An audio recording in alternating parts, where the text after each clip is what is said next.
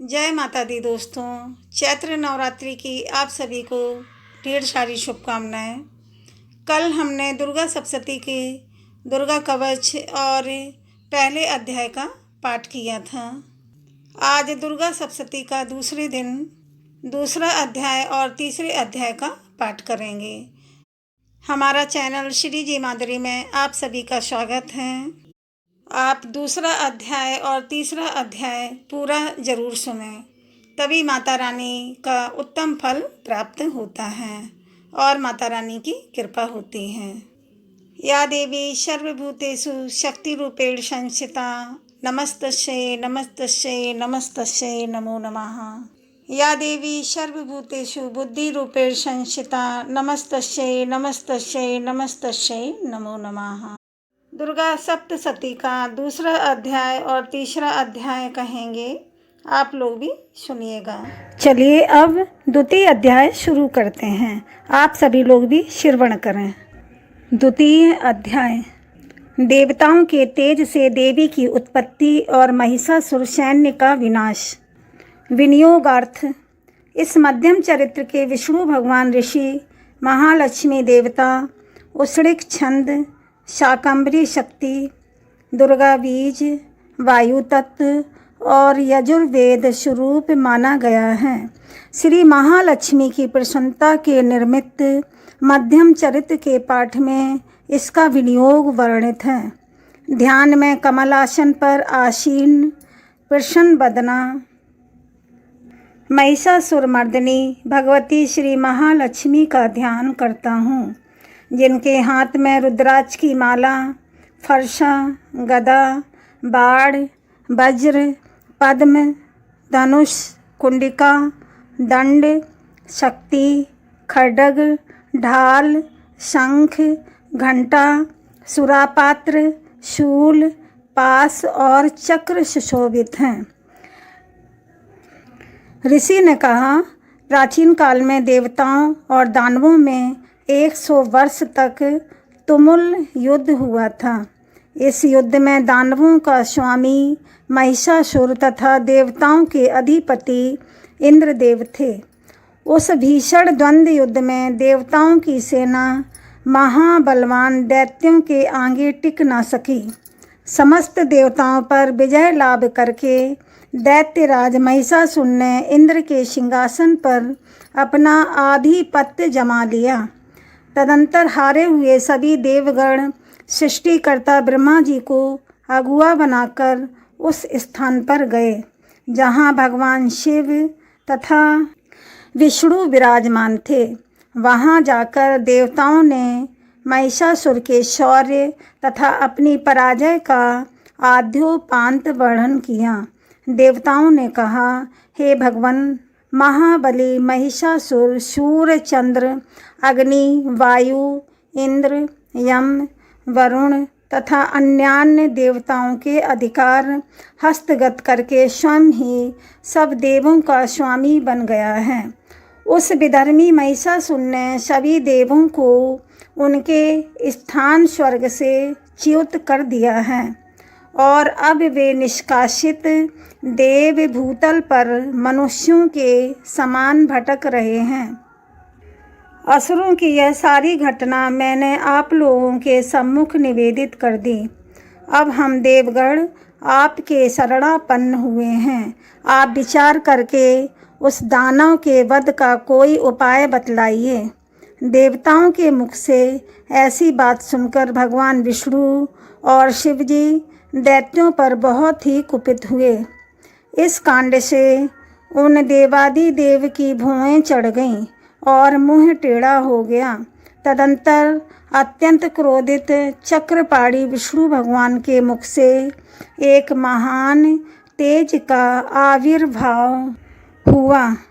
फिर ब्रह्मा और शंकर जी के शरीर से भी वैसा ही तेज निकला। इसी प्रकार इंद्रादि अन्य देवों के शरीर से भी उसी प्रकार का तेज पुंज उत्पन्न हुआ।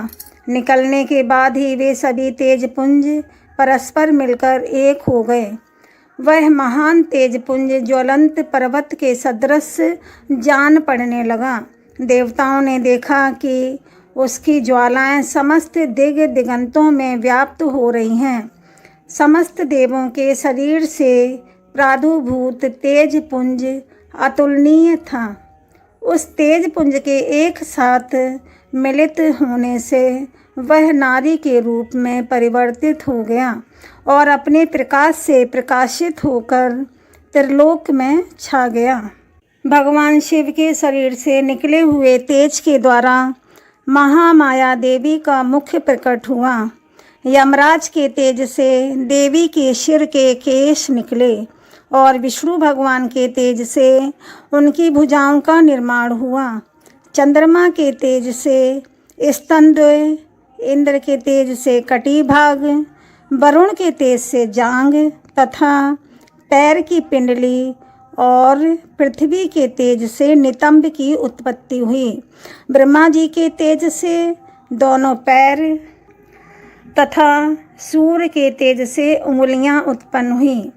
अष्टवसुओं के तेज से हाथों की अंगुलियां और कुबेर के तेज से नासिका निर्माण हुआ। प्रजापति के तेज से दंतावली तथा अग्नि के तेज से 3 नेत्रों का प्रादुर्भाव हुआ। संध्या के तेज से भ्रुकुटी, दोनों भौएं, वायु के तेज से कान उत्पन्न हुए थे। इसी प्रकार अन्य सभी देवों के मिलित तेज से देवी की उत्पत्ति हुई।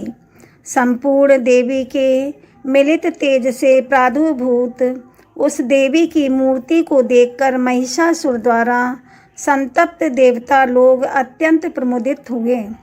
पिनाकी शंकर भगवान ने अपने प्रमुख अस्त्र शूल में से एक शूल उन्हें दिया। फिर भगवान विष्णु ने अपने चक्र से दूसरे नए चक्र का निर्माण करके देवी को प्रदान किया। वरुण देव ने शंख, अग्निदेव की शक्ति, वायु ने धनुष तथा बाण से पूरित 2 तरकस देवी को अर्पित किए। सहस्त्रलोचन देवराज इंद्र ने अपने वज्र से निर्मित एक वज्र तथा ऐरावत हाथी से उतारकर 1 घंटा अर्पण किया।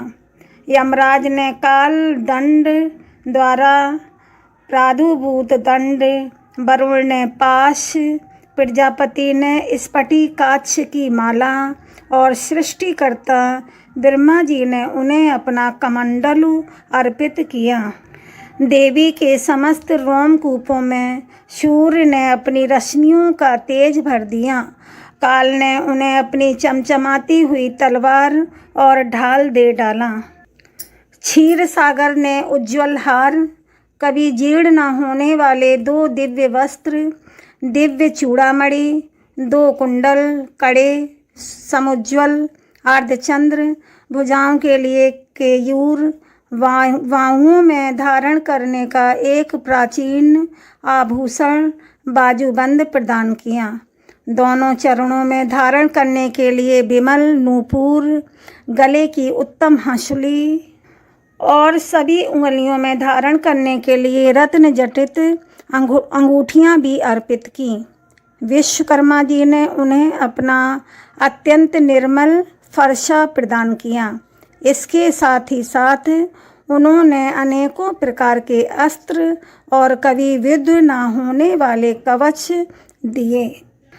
अस्त्रों के अतिरिक्त उन्होंने मस्तक और वक्ष पर धारण करने के निर्मित देवी को सदैव हरे भरे रहने वाले कमलों की बनी हुई मालाएं भी दी। सागर ने उन्हें सुंदर कमल पुष्प भेंट किए और हिमालय पर्वत ने उनकी सवारी के लिए सिंह तथा अनेकों प्रकार के रत्न आदि भेंट किए। धन के स्वामी कुबेर ने मधु से पूरित पात्र दिया।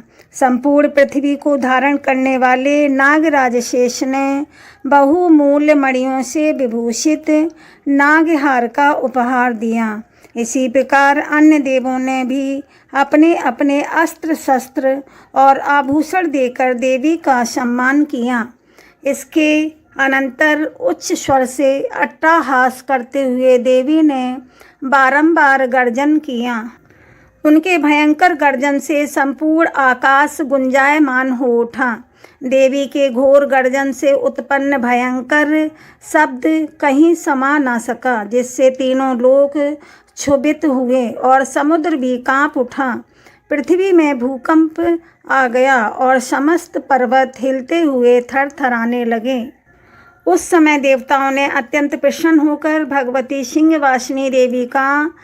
सिंहवाहिनी देवी का जय जयकार किया। इसके पश्चात महर्षियों ने भी नतमस्तक होकर देवी की स्तुति की। समस्त विश्व को क्षुब्ध देखकर असुर लोग अपनी संपूर्ण सेना को कवचादि से सज्जित कर हाथों में अपने आयुधों को लेकर एकाएक उठ खड़े हुए। उस समय महिषासुर अत्यंत क्रुद्ध होकर बोल उठा, आहा, यह सब क्या हो रहा है। तदंतर संपूर्ण असुरों से घिरा हुआ वह महिषासुर देवी की भयंकर नाद की ओर लक्ष्य करके दौड़ पड़ा। उसने सबसे आगे जाकर देखा, वह देवी अपनी अलौकिक प्रतिभा से त्रिलोक को प्रकाशित कर रही थी। उनके पदभार से पृथ्वी रसातल में बोझिल होकर दबी जा रही थी। मस्तक के मुकुट से आकाश में रेखा सी खिंची हुई दिख रही थी तथा वे अपने धनुष के टंकार से सप्त पाताल लोकों को क्षुभित कर रही थीं। अपनी सहस्त्र भुजाओं से देवी समस्त दिशाओं को आच्छादित करके खड़ी थीं। इसके पश्चात देवी के साथ दैत्यों का घनघोर युद्ध प्रारंभ हो गया। भांति भांति के अस्त्रों शस्त्रों के प्रहार से सभी दिशाएं प्रकाशित हो उठीं। महिषासुर का सेनापति चिक्षुर नामक महान असुर था। देवी के साथ उस महाबली दानव का संग्राम होने लगा। चामर नामक असुर दानवों की चतुरंगड़ी सेना को लेकर युद्ध में भिड़ गया। 60,000 रथियों को अपने साथ लेकर उदग्र महाबली दानव भी युद्ध में आ पहुंचा। 1 करोड़ सेना लेकर महाहनु नामक असुर ने युद्ध में भाग लिया। असीलोमा नामक महादानव 500 रथियों के साथ युद्ध स्थल में आ पहुंचा। उसके शरीर के रोंगटे तलवार की धार के सदृश तीखे और पैने थे। उस रणभूमि में वाष्कल नामक दैत्य अपने साथ 60 लाख सेना लेकर लड़ने लगा। परिवारित नामक असुर हाथी सवार, घुड़सवार आदि की टोलियों के साथ 1 करोड़ की विशाल सेना के साथ युद्ध भूमि में उतर आया। विड़ाल नामक दैत्य 5 अरब रथियों के साथ लड़ने लगा। इनके अतिरिक्त और भी सहस्त्रों महादैत्य रथ हाथी और घुड़सवारों की सेना की सहायता से युद्ध करने में लग गए। उस रणस्थल में कोटि कोटि सहस्त्र रथ हाथी और घोड़ों की सेना से घिरा हुआ स्वयं महिषासुर उपस्थित था। वे अगणित दानव देवी के साथ तोमर, बिंदीपाल, शक्ति, मूसल, खड्ग, परशु, पट्टिस नामक अस्त्र शस्त्र का प्रहार करते हुए युद्ध में लगे थे। कुछ एक दैत्यों ने मिलकर देवी पर शक्ति का प्रहार किया, कुछ एक ने अपने पास फेंके। कुछ अन्य दैत्यों ने देवी के वध के उद्देश्य से उन पर खड्ग का प्रहार किया। देवी ने क्रुद्ध होकर लीला स्वरूप अपने अस्त्र शस्त्रों की भीषण वर्षा से उन दानवों के निक्षिप्त अस्त्रों को सहज में ही काट दिया। उनके मुख कमल पर परिश्रम या क्लांति का लेस मात्र भी चिन्ह नहीं दिखाई पड़ता था। देवताओं और ऋषि उनका स्तुति गान कर रहे थे तथा वह महामाया परमेश्वरी उन दैत्यों पर अपने अस्त्र शस्त्रों की बौछार कर रही थी। देवी का वाहन सिंह भी क्रुद्ध होकर अपने गर्दन के केशों को हिलाता हुआ दैत्यों की सेना में इस प्रकार भ्रमण करने लगा मानो किसी वन में दावा अग्नि फैलकर क्रमशः बढ़ रही हो। देवी ने रणस्थल में युद्ध करते हुए दानवों के साथ जितने श्वास छोड़े वे सभी सैकड़ों हजारों गणों के रूप में परिणत हो गए। हाथ में परशु, भिंदीपाल, खड्ग तथा पट्टिस आदि अस्त्रों द्वारा दानवों से युद्ध करने में लग गए। एक देवी की शक्ति से वर्धित गण लोग असुरों का संहार करते हुए नगाड़े, शंख आदि बाजे बजाने लगे। उस सम्रांगण में कितने ही गण मृदंग आदि बाजे बजा रहे थे। इसके पश्चात देवी ने त्रिशूल, गदा, तलवार चलाकर तथा शक्ति की वर्षा करके सैकड़ों असुरों का विनाश कर दिया। कितने ही राक्षसों को घंटे की भयंकर आवाज़ से अचेत करके वध कर दिया। अनेकों दैत्यों को देवी ने अपने पास में बांधकर भूमि पर घसीटा और कितने ही दानव उनकी पैनी तलवार के प्रहार से दो दो टुकड़ों में विभक्त हो गए। कितने ही राक्षस उनकी गदा के आघात से आहत होकर धराशायी हो गए। कितने ही मूसल की चोट खाकर आहत अवस्था में मुंह से खून उगलने लगे। शूल के प्रहार से बच्छा स्थल फट जाने के कारण कितने ही दैत्य भूमि पर गिर गए। देवी की बाढ़ वृष्टि से कितने ही दैत्यों का कटी प्रदेश भंग हो गया। बाज पक्षी की तरह वेग से झपटने वाले दानव अपने प्राणों का त्याग करने लगे। कितने ही राक्षसों की भुजाएं आघात से छिन्न भिन्न हो गईं। कितनों की गर्दनें कट गईं। कितनों के मस्तक खंड खंड होकर भूमि पर गिरने लगे। कुछ दैत्यों के शरीर बीच के भाग से ही विदीर्ण हो गए। कितने राक्षस जांघहीन हो जाने से धरती पर गिर गए। देवी ने कितने ही दैत्यों के एक बाँह, एक पैर तथा एकाक्ष करके दो टुकड़ों में विदीर्ण करके उनका संहार कर डाला। कितने ही योद्धा राक्षस देवी के द्वारा छिन्न मस्तक होकर भी पुनः संभल कर उठते थे और केवल धड़ के सहारे ही अच्छे अच्छे अस्त्र शस्त्रों को हाथ में लेकर युद्ध करने में तत्पर हो जाते। कटे हुए कबंध युद्ध के बाजों के स्वर पर नाचने लगते थे।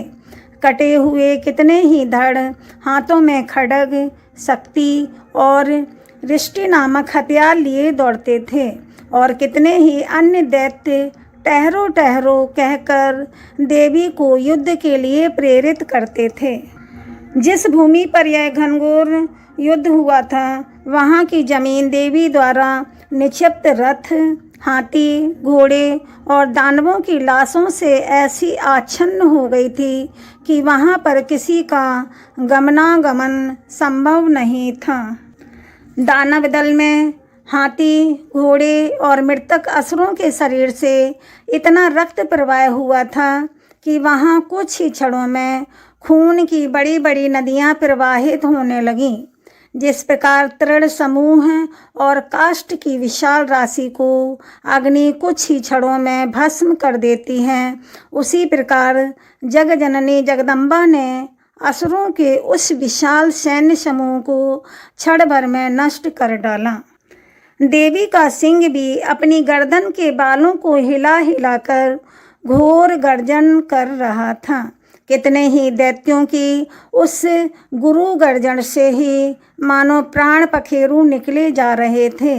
देवी के गणों ने भी उन दानवों के साथ ऐसा भीषण युद्ध किया जिससे आकाश में दर्शक बने देवतागण भी बहुत ही प्रसन्न हुए और उन पर आकाश मार्ग से सुमन की वृष्टि करने लगे। द्वितीय अध्याय समाप्त। बोलो माँ शेरोवाली की। तृतीय अध्याय महिषासुर वध। ध्यान। जगदम्बिका के श्रीअंगों की शोभा सहस्त्रों उदित होते हुए सूर्यों के तुल्य हैं। उनकी रक्तवर्ण की साड़ी के साथ गले में मुंडमाला सुशोभित हो रही हैं।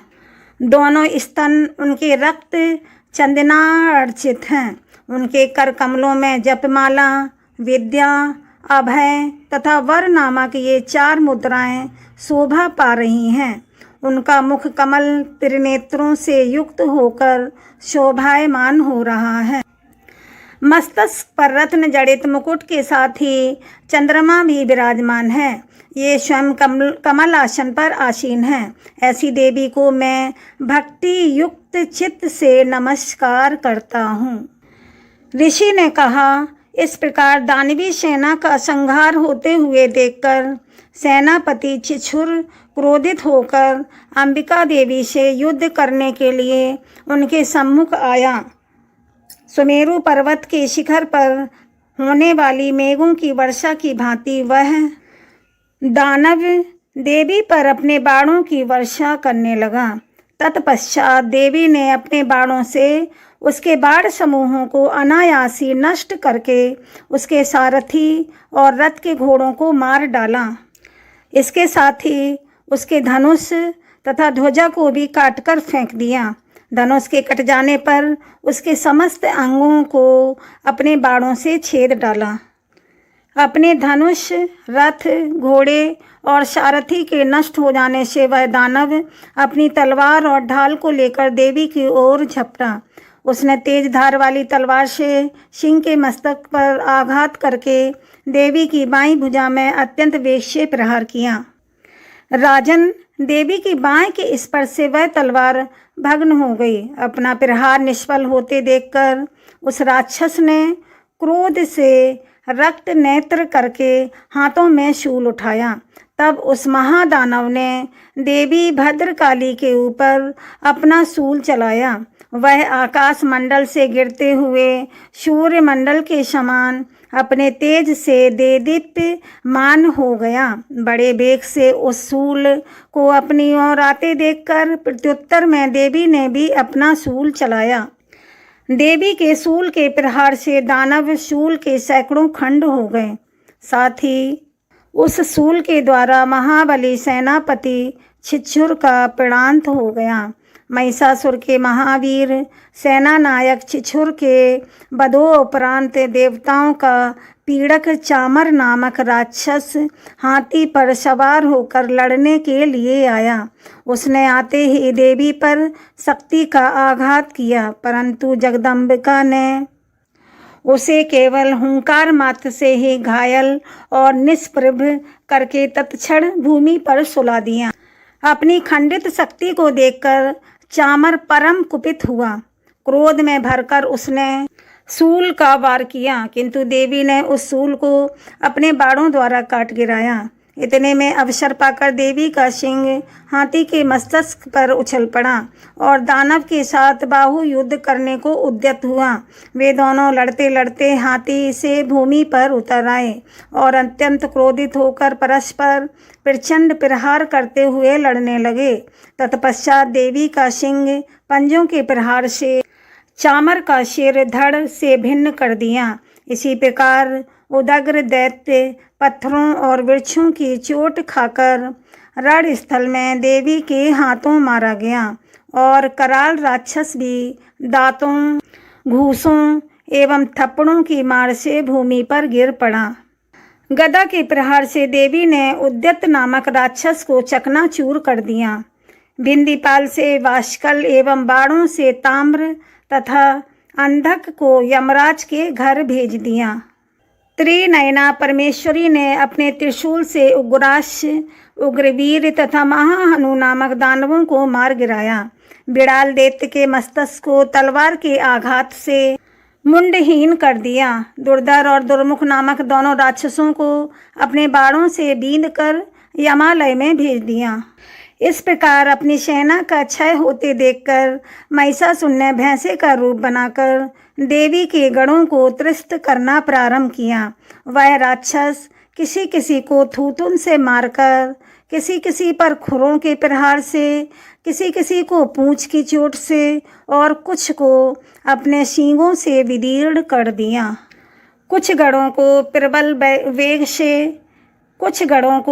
वेग से, किसी को सिंहनाद के द्वारा, किसी को घुमाकर और कितने को ही अपने निःश्वास वायु के झोंके से भूमि पर गिरा दिया। इस प्रकार गणों की सेना को तितर बितर करके वह राक्षस भगवती के सिंह को मारने के लिए वेग से झपट पड़ा। इससे महामाया को अतीव क्रोध उत्पन्न हुआ। उधर महाबलशाली महिषासुर भी क्रुद्ध होकर भूमि को अपने खुरों से खोदने लगा और अपने सींगों से उठा उठाकर बड़े बड़े पर्वतों को फेंककर गर्जन करने लगा। उसके वेग के घुमाने से कारण पृथ्वी अत्यंत क्षुभित होकर फटने से लगी। उसकी पूंछ से टकराकर सागर पृथ्वी को जलमग्न करने लगा। हिलते हुए सींगों के प्रहार से बादलों के समूह छिन्न भिन्न हो गए। उसके श्वास की प्रबल वायु के कारण उड़ते हुए सैकड़ों पर्वत आकाश से भूमि पर गिरने लगे। उस महादानव को क्रोध की मुद्रा में अपनी ओर लक्ष्य देखकर चंडिका देवी ने भी उसको मारने के लिए उस पर महान क्रोध प्रकट किया। सर्वप्रथम देवी ने अपने पास फेंककर उस महाबली असुर को बांध लिया। अपने को उस महारण स्थल में बंध जाने पर उस राक्षस राज ने भी अपने बनावटी महिष स्वरूप का परित्याग कर दिया। तुरंत ही वह दैत्य मायावी सिंह के रूप में देवी के सामने आ गया। ऐसी स्थिति में जैसे ही अंबिका ने उसका सिर छेदन करना चाहा, त्यों ही वह राक्षस खड्गधारी पुरुष वेश में दिखाई पड़ने लगा। देवी ने तत्काल ही बाण वृष्टि करके ढाल और तलवार के सहित उस महिषासुर को भेद दिया।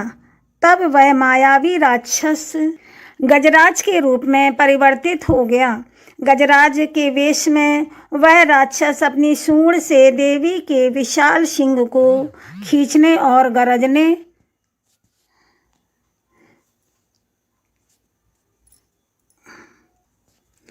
लगा। खींचने का प्रयास करते ही देवी ने अपनी तलवार से उसकी सूंड काट ली। तदंतर उस महादानव ने पुनः अपने पहले वाले भैंसे के रूप को ग्रहण कर लिया और पहले की तरह चराचर प्राणियों सहित त्रिलोक को आतंकित करने लगा। तत्पश्चात जग जननी चंडिका भवानी बारंबार उत्तम मधुपान करते हुए आंखें लाल करके हंसने लगी। वह राक्षस बल और पराक्रम के मद में उन्मत्त की भांति घोर गर्जन करने लगा और अपने सींगों पर उठाकर पर्वतों को देवी पर निक्षेप करने लगा। उस समय उसके चलाए हुए पर्वतों को देवी ने अपने बाणों से विचूर करते हुए बोली। मधु के मद से बोलते समय उनका मुख लाल हो रहा था और जीभा लड़खड़ा रही थी। देवी बोली, ओ मूढ़, मैं जब तक मधुपान करती हूँ तब तक तू खूब मनमानी गरज ले। मेरे हाथ से यहीं तेरी मृत्यु होने पर अब शीघ्र ही देवगण भी गर्जन करेंगे। ऋषि ने कहा। ऐसा कहकर देवी उछलकर उस दैत्य पर चढ़ बैठी। अपने पैरों से उसे दबोचकर देवी ने शूल से उसके कंठस्थल में प्रहार किया। दबाव के शिकंजे में जकड़ा होने पर भी महिषासुर अपने मुख से दूसरे रूप में बाहर होने लगा। अभी वह शरीर के अर्धभाग से ही बाहर निकल सका था कि देवी ने अपने बल से उसे रोक दिया। वह दैत्य अर्ध निर्गतावस्था में ही देवी के साथ युद्ध में लग गया। तब देवी ने बहुत बड़ी तलवार से उसके मस्तक का छेदन कर दिया। महिषासुर के मरते ही उसकी बची कुछी सेना हाहाकार करती हुई भाग खड़ी हुई तथा समस्त देव अत्यंत आनंदित हुए। देवताओं ने दिव्य महर्षियों के साथ मिलकर माँ भगवती दुर्गा की स्तुति की। गंधर्वराज प्रमुदित होकर गान करने लगे तथा अप्सराएं भी नाचने लगीं। तृतीय अध्याय समाप्त। बोलो शेरों वाली मैया की जय।